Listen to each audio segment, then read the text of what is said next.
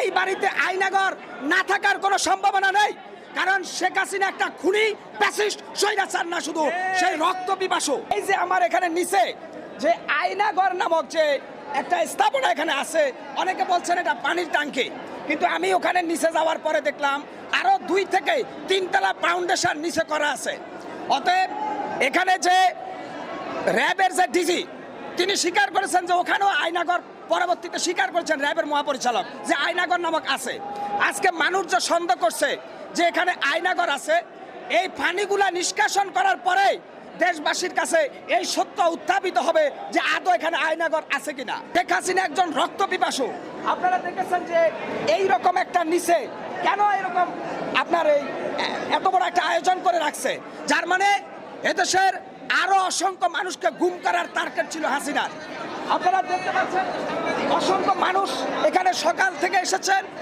সবাই এখানে আয়নাঘর বলার কারণ হচ্ছে কালনাগিনী সাপকে মানুষ যতটা ভয় না পায়, শেখ হাসিনাকে মানুষ ততটা ভয় পায়।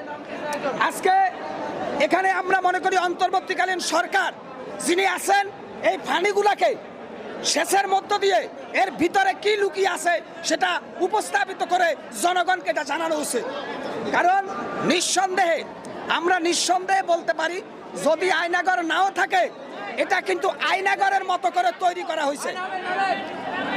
আমরা বলবো শেখ হাসিনা তার নিজের বাড়ি এই যে ধানমন্ডি 32 থেকে শুরু করে প্রত্যেকটা বড় বড় মন্ত্রীদের বাড়িতে একটা করে আয়নাঘর নির্মাণ করেছে। আপনারা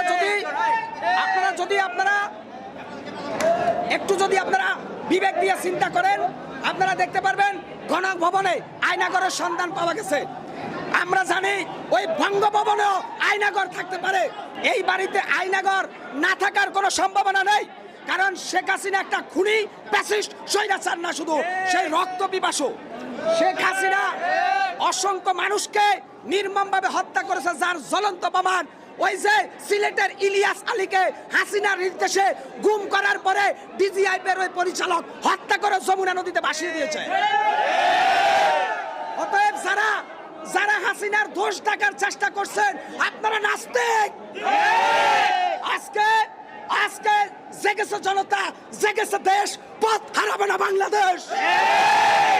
আজকে আমরা ইতিহাসের নির্মমতার সাক্ষী। আপনি জানেন রংধনুর 7 রং, হাসিনার কয় রং আল্লাহ ছাড়া আর কেউ জানে না। এই পবিত্র বাংলার মাঠে, শরীয়তুল্লাহর মাঠে, এই বাংলার মাঠে, তিতুমিরের মাঠে